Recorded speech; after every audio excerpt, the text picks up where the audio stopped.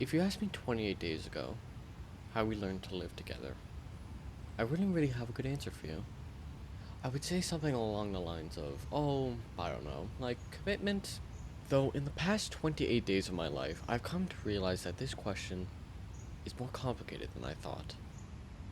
Before these weeks have began, my thoughts on the indigenous people, and this country as a whole, were yes, we caused some devastating problems for many indigenous people. Yes, those actions caused many to be hurt and unfortunately perish. But I believe that we had solved these problems by announcing them and saying we were sorry directly to the people we hurt and honoring their rights as people. Oh, how naive I was to the truth.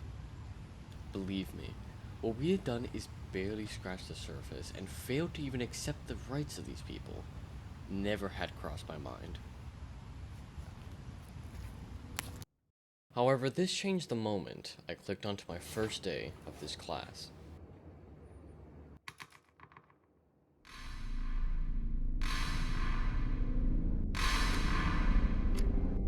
My mind was tangled in thoughts, trying to process and understand the thoughts of these people.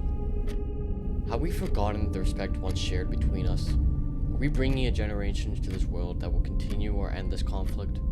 Can we ever live with each other and unite? These thoughts puzzled me, swayed my thinking about these questions. However, one day, something had clicked in my head. It was almost my thoughts and my mind had accepted one another, not disagreeing, an acceptance that cleared my mind and paved the way for my thoughts to become clear once again. This path led me through my studies, growing upon what I previously thought and expanded my view into the world of the indigenous people.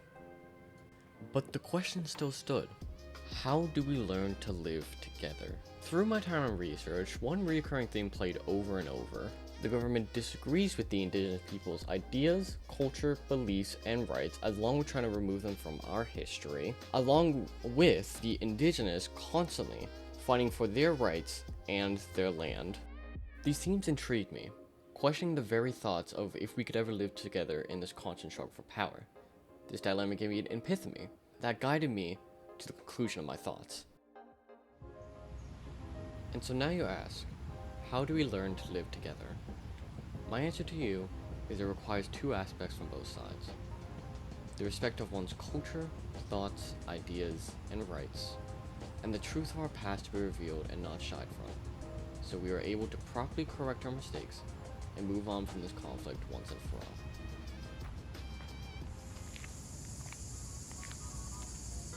That is my thought on how we learn to live together 28 days later.